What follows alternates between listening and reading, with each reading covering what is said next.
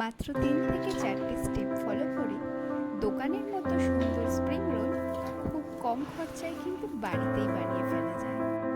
তার জন্য পুরো ভিডিওটা শুরু থেকে শেষ পর্যন্ত স্কিপ না করে দেখতে হবে। চলুন দেখে নেওয়া যাক প্রথম স্টেপে আমাদের কী থাকছে। প্রথমেই জলে এরকম নুডলস দিয়ে দেব সিদ্ধ হওয়ার জন্য। আমি এখানে আটা নুডলস নিয়েছি, আপনারা চাইলে যে কোনো নুডলস এখানে ব্যবহার করতে পারেন।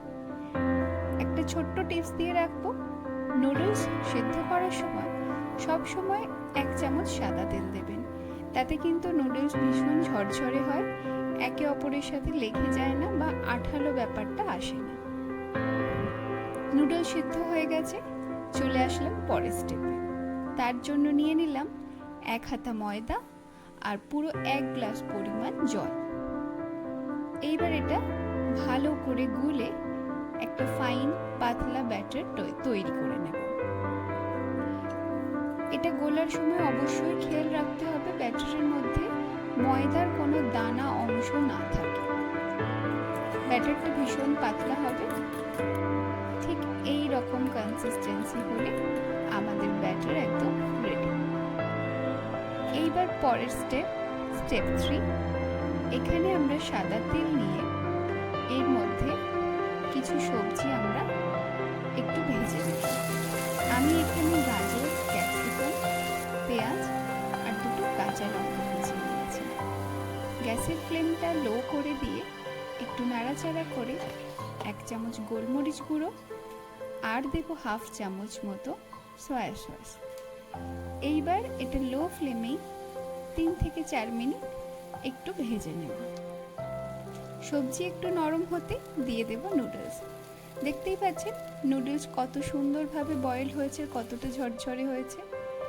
এবার এর মধ্যে আরও একটু গোলমরিচ গুঁড়ো অ্যাড করব, দিয়ে দেব 1 চামচ মতো সয়া সস।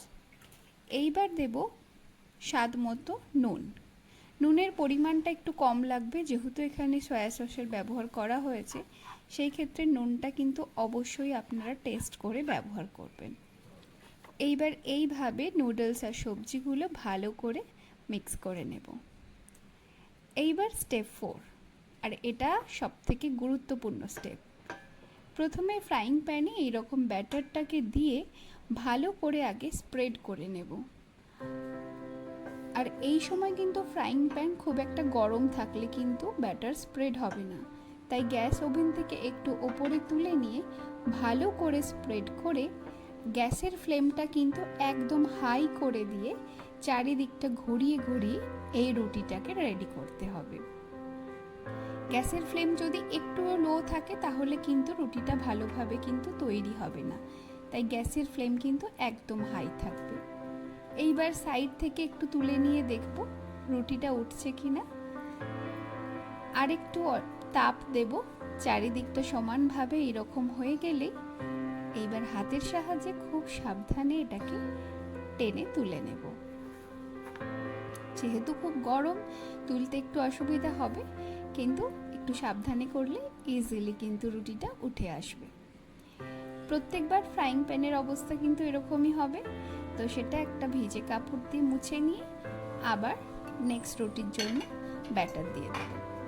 আমি আর একটা রুটি এখানে বানিয়ে দেখিয়ে দিচ্ছি, যাতে আপনাদের সুবিধা হয় স্টেপটা ভালো করে বুঝে নিতে। ঠিক এইভাবে ঘুরিয়ে স্প্রেড করে হাই ফ্লেমে কিন্তু রুটিটাকে পুরোপুরি যখন হয়ে যাবে, সাইড থেকে এরকম ছেড়ে ছেড়ে আসবে, তখন এইভাবে টেনে তুলে নিলেই কিন্তু স্প্রিং রোলের রুটি একদম রেডি। প্রত্যেকটা রুটির ওপরে আমি অল্প করে ময়দা ছড়িয়ে তারপরে রুটিটা আবার রেখেছি, কারণ 2টো রুটি একসাথে থাকলে আটকে গেলে সেটা কিন্তু টেনে তুলতে খুব অসুবিধা হবে, সেক্ষেত্রে ছিঁড়ে যেতেও পারে। তাই অতি অবশ্যই মাথায় রাখবেন প্রত্যেকটা রুটির ওপরে একটু করে ময়দা ছড়িয়ে নেওয়া। এইবার হচ্ছে ফাইনাল স্টেপ। এখানে আমি এবার ফিলিংয়ের জন্য যে নুডলসটা বানিয়ে রেখেছিলাম সেই নুডলসটা এখানে দিয়ে দিচ্ছি। আপনারা এই নুডলসে চাইলে কিন্তু চিকেন বা ডিম ব্যবহার করতে পারেন। আমি যেহেতু ভেজ নুডলস বানিয়েছি তাই কিছু ব্যবহার করিনি। আপনাদের ইচ্ছে মতো এখানে না যে কোনো কিছু স্টাফিং আপনারা দিতে পারেন। এইবার দুটো সাইড থেকে রুটিটাকে ভাঁজ করে নিয়ে ওপর থেকে এইরকমভাবে ভালো করে কভার করে দেব।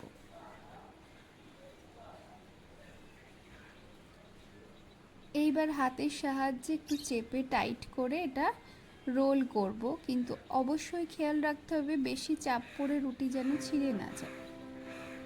দেখুন রোলটা কিন্তু সুন্দরভাবে তৈরি হয়ে গেছে, আর এই যে একদম ধারের যে জায়গাটা সেটা কিন্তু রুটির সাথে ভালোভাবে লেগে গেছে।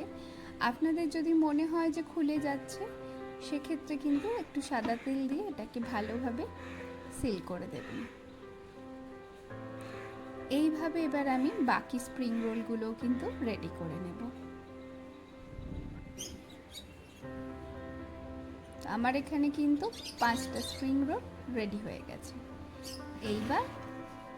এইবার হয়ে গেল রেডি। একদম তেল গরম করে নিয়েছি, একদম গরম তেলে হাই ফ্লেমে এগুলোকে এবার ডিপ ফ্রাই করে নেওয়ার পালা। গ্যাসের ফ্লেমটা কিন্তু পুরো এরকম হাই থাকবে প্রথমেই।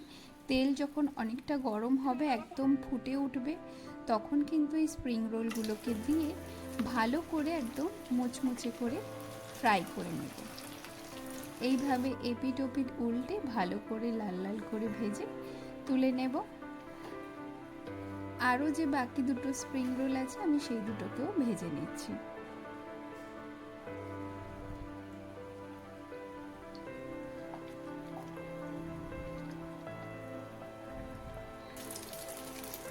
আমার স্প্রিং রোল ভাজা কমপ্লিট হয়ে গেছে। এইবার হচ্ছে সুন্দর করে প্লেটিংয়ের জন্য আমি এখানে দিয়েছি একটু মেয়োনিজ আর একটু টমেটো কেচাপ। আর স্প্রিং রোলগুলো মাঝখান থেকে এইভাবে কর্নার টু কর্নার কেটে সার্ভ করুন। কেমন লাগলো রেসিপিটি অবশ্যই কিন্তু কমেন্ট করে জানাবেন। আর চ্যানেলে যারা আজকে নতুন আছেন তাদেরকে অবশ্যই রিকোয়েস্ট করব সাবস্ক্রাইব করে পাশে থাকবেন। চেষ্টা করব আরও নিত্য নতুন রেসিপি আপনাদের জন্য নিয়ে আসার। আশা করি ভিডিওটি ভালো লেগেছে। আজকে